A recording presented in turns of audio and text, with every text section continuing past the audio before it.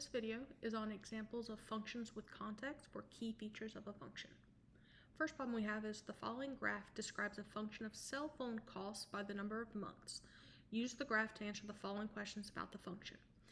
Also remember that when you're dealing with context, understanding the scenario is really helpful. Because we're dealing with cell phone costs, we know that a cell phone cost will not be a negative value because that means that they would be paying you to have the cell phone. By number of months, we also know that we cannot go back in time. So we know that all of our months will start at, we could have the phone for no months. So therefore we could have a 0 and we can move forward. So we're going to identify the independent and dependent variable. So the first thing we want to talk about is the two different variables we have here. We have number of months and we have cost. So cell phone costs by the number of months. So those are our two variables. Which one is independent? Which one is not? Which one causes the other to change? So independent,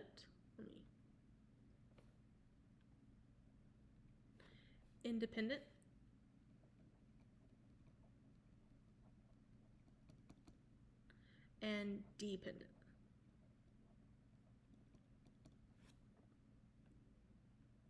So independent is the one that will cause the other to change. So will the number of months change because of the cost increase? Or will the cost increase because I have the phone for more months? The cost will change because of the number of months I'm going to have it. So the cost depends on how long I have this. So that means that the cost is the dependent. Therefore, the independent is the number of months.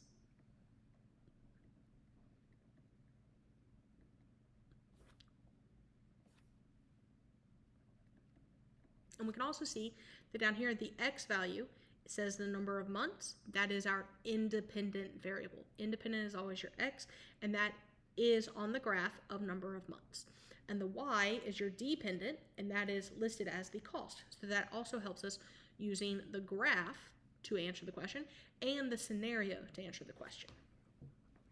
So this next question says, after how many months would the cost of the cell phone be $425? So what we're going to look at is understanding what this question is saying. After how many months? That's our question, and that is number of months is our x. So we actually want to know what is the x when, so the cost is $425, that's our y. So we actually know what our y is. So y equals 425. And that's what we're going to look for. So what is our x when the y is 425? So we're going to go over to the y value. Here's our 400, here's our 450, 500. So 425 is here.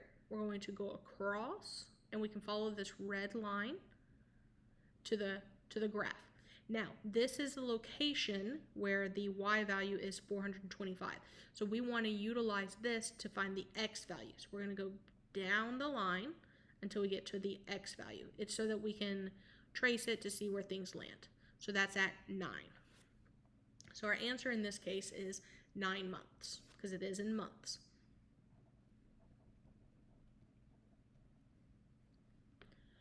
This one had the line already there for you.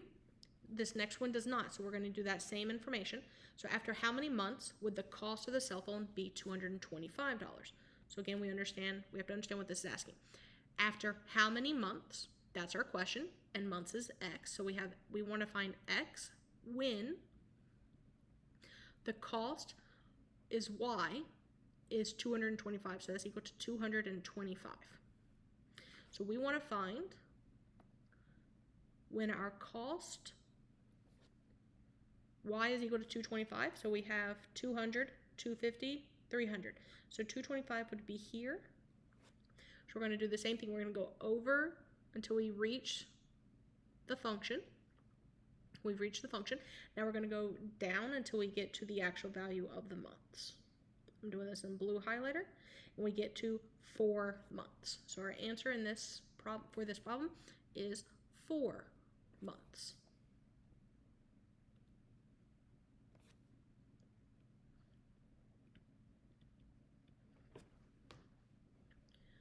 The next problem says, how much should it cost after 6 months? So this is a different question. This one says 6 months instead of money. So understanding what this means, we are given the 6 months so that we are given the time, and we're given the x. That means we need to find the y. So we want to know what y is when x is equal to 6. Now we're going to do that same thing, but we're going to start at the x value of 6. We're going to come to the x value of 6. And again, we're going to graph up to the line until the function. We've reached the function here. Now we come over to the y value to figure out that answer, which we're at 300. So our answer is $300 after 6 months.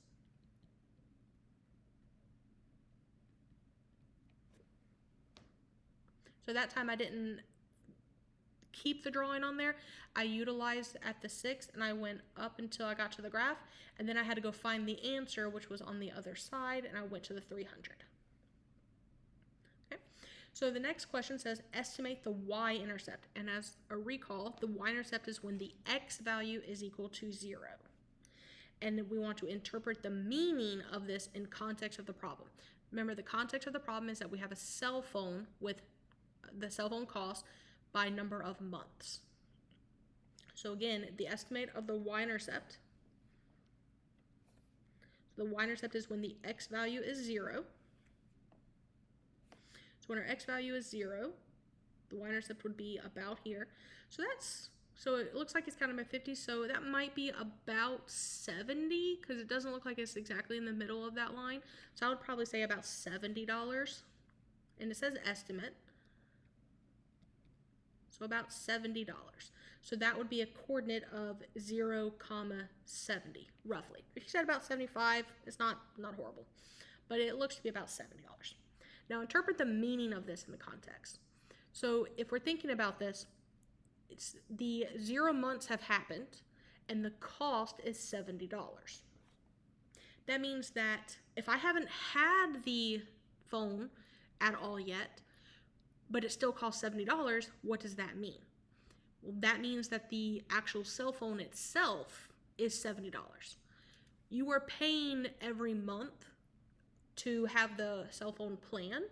So what does it mean if I haven't had the phone at all, but I had to spend money? I had to actually buy the phone. So this problem, the meaning of this y-intercept is after 0 months, it's $70. That means that the initial price of the cell phone is $70. The initial price of the cell phone is $70.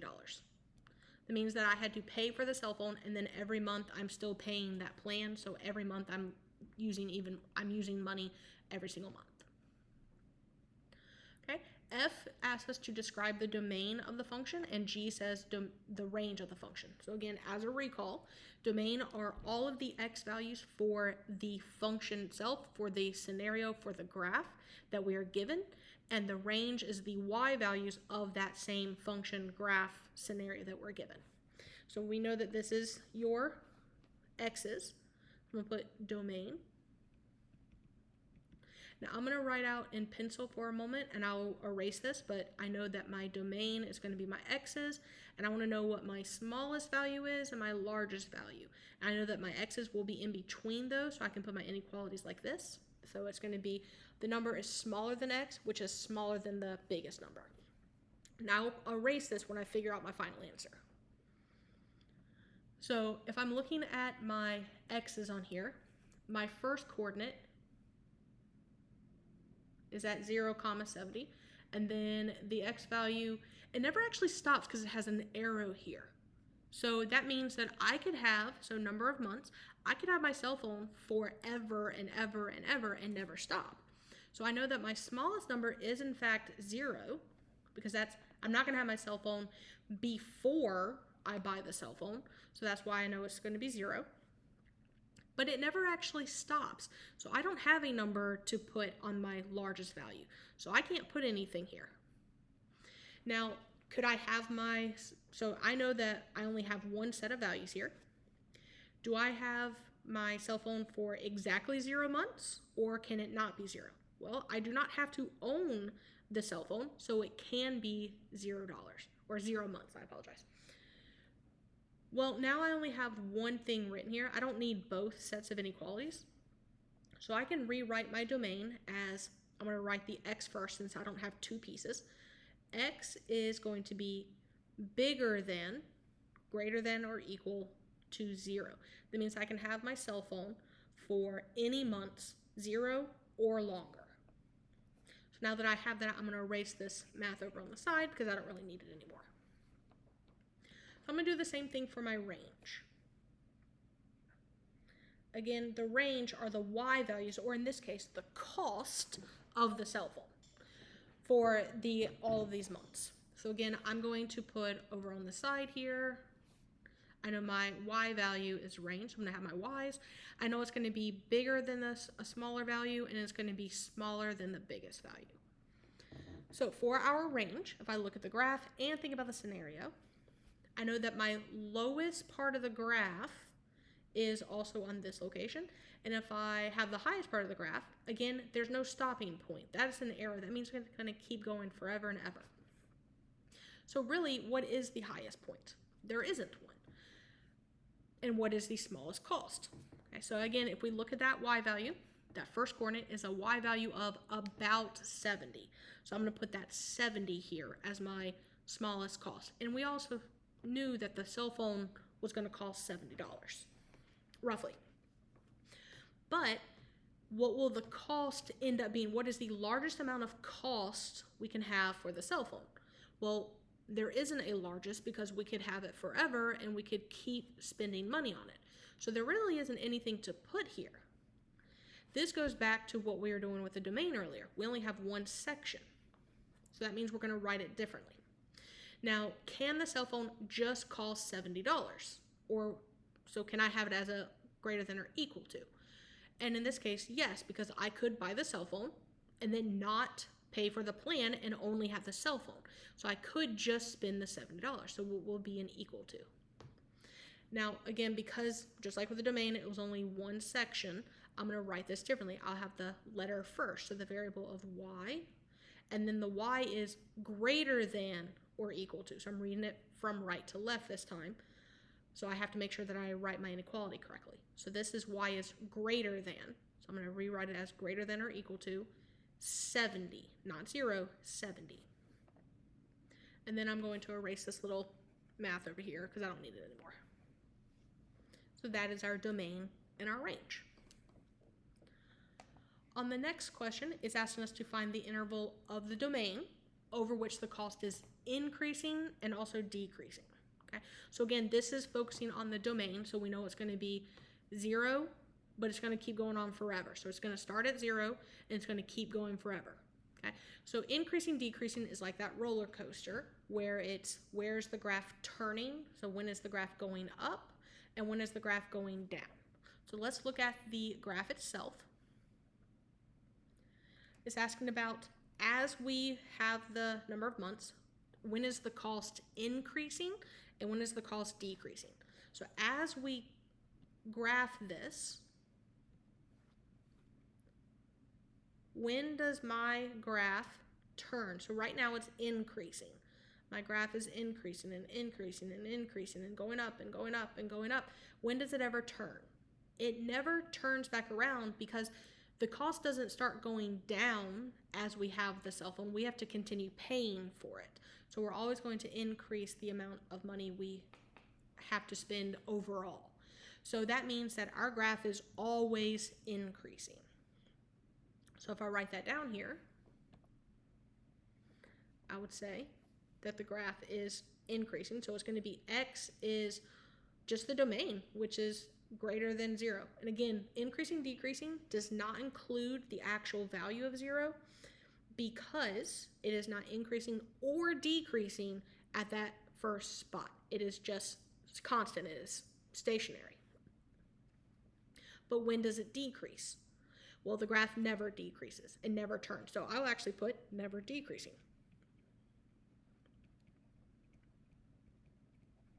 Now, why did I not put that the increasing is always increasing?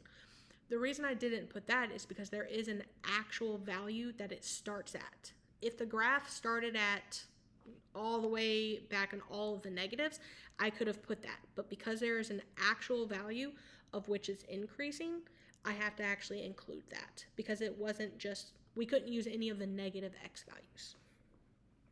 So I'm going to make a little note over here. This is always increasing after it starts. Always increasing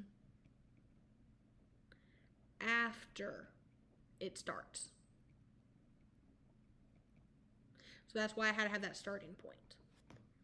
Now, it's never decreasing because it never actually was decreasing and it never turned. So we're going to put a note that it never turns back down.